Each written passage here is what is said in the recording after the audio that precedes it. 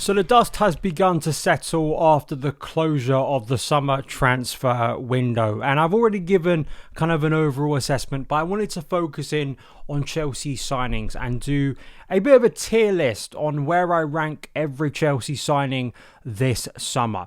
I'm going to be including the names of players who are going to be involved in the first team squad. So Mamadou Sarr and Kendry Pires, obviously both sent out on loan. They will not be a part of this list. It's mainly talking about the players we will be watching and assessing over the course of the next 9 months. Please do get in the comments below and give me your thoughts on all of the signings. Which is your top, which is kind of one you're a little bit uncertain about, maybe concerned, maybe negative about. Let me know. Get involved as ever down in the comments below. It'd be greatly appreciated if you could hit the like button. Gets the show to more people. If you're listening on the podcast, which I know many people do, please do give us a positive rating review. It takes not that long. 5 stars. Drop the 5 stars. It's the mandatory number of stars for SonOfChelsea. And, well, technically Chelsea is 2 stars right with the Champions League. But it gets the show out to more people as well. So let's jump into the tier list. I was conflicted about this purely because I'm so positive, which is a bit weird when I think back to last year's summer transfer window. I think the biggest criticism I have about this transfer window was kind of how it ended and how it started, really. I mean, it started with the Mike Maignan situation, which I think was a little bit messy, just really confusing. And the way it ended with Nicholas Jackson. Two-way problem there. I think club maybe not quite active enough or kind of understanding maybe the depth problems at centre forward, which, you know, we will see if that is a problem for Maresca over the course of the season. And Jackson too, with all of his criticisms that people have for him, and obviously has now moved on to Bayern. But generally, when I was making this tier list and kind of the way I'm breaking it down in several sections. So the top one is class. Just a class signing, someone who I think is a success, or I think is going to be a big difference maker for Chelsea this season. Then we kind of have, I think the next one would be decent signing. I think will, and sensible really, I think is the better word for it. Sensible transfers, the one that just coherent, there's a lot of logic behind it, serves a purpose, a big purpose in the current squad. Then we have kind of high potential players, ones that, okay, may not start off brilliantly, but I could see where this could go in the future. Then we have concern, maybe some players who I'm not quite sure what they're going to deliver on and whether it was actually the smartest move. And then right at the bottom, we have WTF. Like, what was going on with this transfer? Why did we make it? So just going to go off transfer marks here in terms of the way they've ranked them and listed them. And as I said, let me know your rankings and tier list in the comments below. We'll start off with Joao Pedro, who's going in the class section. I mean, he has to. When you look at his start, it's been phenomenal. I mean, he has been so much better than any of us could have anticipated when he was signed. And the instant unique impact of joining during a tournament, the Club World Cup, and scoring those 2 brilliant goals against Flamengo, going on to chip Donnarumma in an insane performance in the final over PSG. He just as quickly cemented himself as one of Chelsea's best and most important players. Given only a couple of months ago, he wasn't a Chelsea player. And he's very much taken that form into the opening weeks of the Premier League season with the 2 goals he scored, both from corners, which I think is notable. He seems to be a real menace at set pieces, which is great. But in open play with this kind of number 10 position, we've been able to see his versatility. I've got to give some credit to Ryan Adset because I was surprised when I spoke to him. Brighton fan, covers Brighton extensively when we had him on the show to talk about Pedro and we signed him. And I was positive about the signing, but I was amazed and taken aback how big of a fan and how big of a success he thought he could be. And I think we have seen very quickly why there was that feeling amongst Brighton fans. So, big success, and I think class has to be in the top tier for the way he started his career. I mean, a few other Chelsea players have started their career in terms of scoring and impacting in the final third, more so than Pedro. Let's hope he keeps it going. Jamie Gittens. I'm going to put this one in the middle, potential. Kind of, there's the potential for this to get better. He, in competitive nature, hasn't really started off that well. He didn't perform that well or impose himself against Crystal Palace. He came off the bench against West Ham and Fulham. but it's still very, very early days, and I do think this is a logical signing. I think based on the profile of wide player that Maresca uses, I think he will serve a purpose in the Champions League across multiple competitions this season, and we'll hopefully have a nice competition for that left wing spot. So there's nice speed. He's only 20 years old. I think what he did at Borussia Dortmund, whilst wasn't outstanding, and once again kind of promoting some of my transfer special pods where I get a guest on, Kevin Hatchard was on the show, and if you want to listen to a Bundesliga expert and kind of the voice of the Bundesliga, go and check that out, because we talk about him and the potential that he could bring to Chelsea. But I'm mostly positive about this one, so it does go in the middle because, you know, we have to see more of him. Alejandro Garnacho, I would say the most controversial and divisive signing of the summer by a country mile, which is why you won't probably be happy that I'm putting him exactly where I put Jamie Gittens, because I think he could go in the concern. He absolutely could for his character, but he also could go into sensible based on his stats. And I kind of weighed it up, and that's why he's going in the middle, because I think you could make a legitimate argument either way for Chelsea signing Alejandro Garnacho and that being a good idea and could turn out to be a very good piece of business in the long term that many people don't see right now in terms of the levels he could reach with the stats that we delved into on multiple occasions. But then the character, the performance, the sour way it ended at Man United leaves a lot of concern, and the character references from Man United fans is not exactly great. They've been damning, they've been blunt, they've been very, very negative.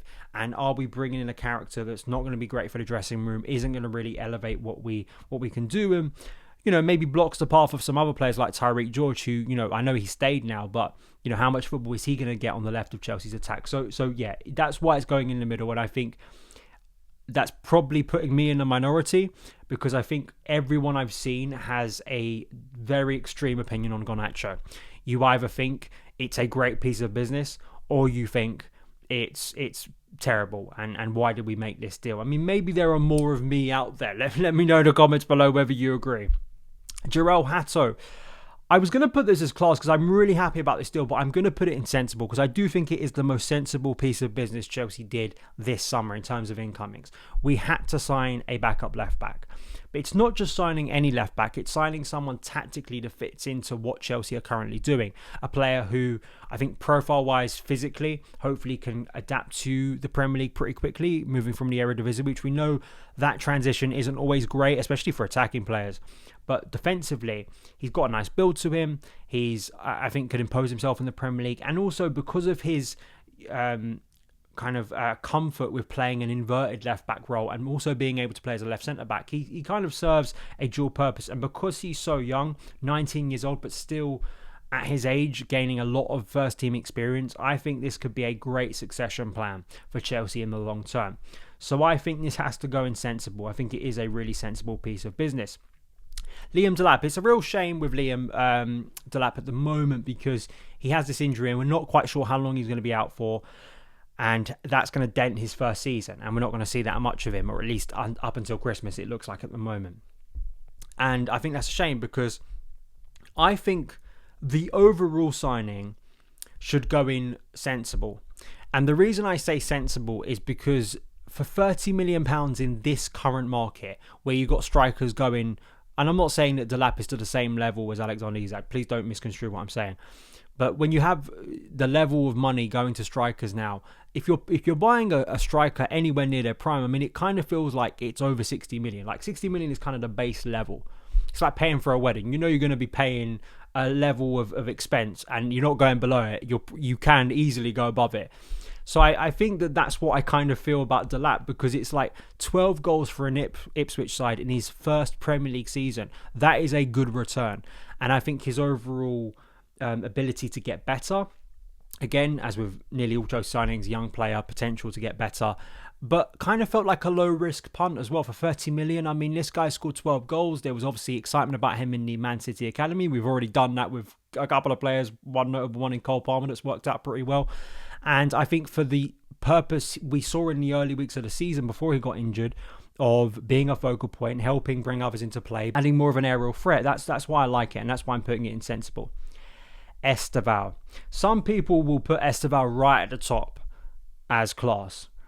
I'm going to put it in the third bracket The reason I am doing this is, if you've listened to what I've had to say about Estevao for a while, I've been very, very strong on not putting the world on this kid's shoulders, and believing that he is the next coming of insert great player here, because he's moving to a new league, a new country, a new culture, a new language, and to expect a young kid effectively to adapt to all that and at least not have some setbacks.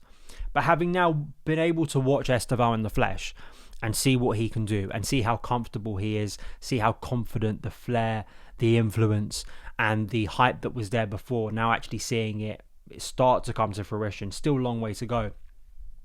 This is the most exciting signing, I think, for a lot of people. I'd include Andre Santos into this bracket as well, players that I think just, especially whenever Estevao gets the ball, you already feel inside Stamford Bridge people are kind of at the edge of their seat. They're excited. They want to see more of him. And that is a great signal, because he's got that natural support in the crowd already, which is lovely. And he's coming into a much more positive environment than I feared he would be a few months ago. So I think if we can keep him fit, if we can manage him properly, I think he's going to be an outstanding talent. But I just don't want to go so early on him and then he dips in a few weeks. And I just know how media works, right? People go from extremes. So I'm going to put him here, but I do think he is a positive, absolutely. Dario Osorio, I think I'm toying between sensible and the middle one, because the role he is going to have to play is quite a severe one, in the sense that what he's going to be asked to do is effectively be a replacement, an understudy, a rotation for Moises Caicedo. And trying to replace Moises Caicedo in his current form is, really, really hard. We haven't seen any of Osorio. He's another young midfielder moving to the Premier League. However, I do think with the severe lack of depth we had last year in central midfield, that meant that Enzo Fernandez and Caicedo had to play so much, it is a good piece of business. But I'm going to put him once again in that middle bracket, because I haven't seen enough of him to start to make a judgment.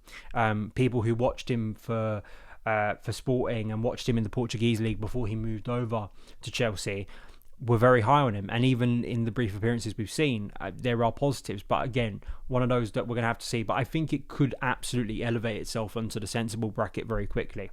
The final one is Facundo Buonanotte from Brighton, and this is the only one that's going in the WTF. This is not me saying that he's going to be a failure for Chelsea and he will provide no service. It's just a deal that doesn't seem to make a lot of sense, because it's not a permanent deal.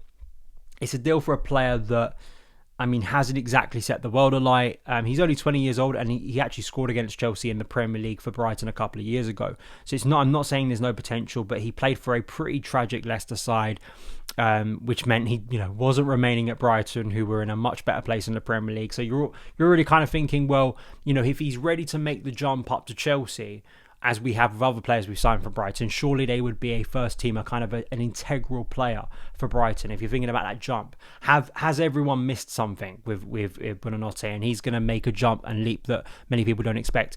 My assessment of it is it's to do with UEFA restrictions and Chelsea being unable to complete the Xavi Simons deal, maybe being unable to complete other deals and having to sell certain players, or just, that being a really harsh thing for them, and getting in a body who can play number 10, who can maybe be a bit more versatile, who will take up minutes in the League Cup, in the FA Cup, the odd Champions League game. That's what I think he will be. But I kind of ponder, in a loan transfer, is that loan going to be made permanent? Is it actually going to make substantial difference to the squad? And people may think that's harsh, but I think we should be judging, like all these other signings. I'm judging, and transfers I judge on what we're going to see on the pitch. I don't really have.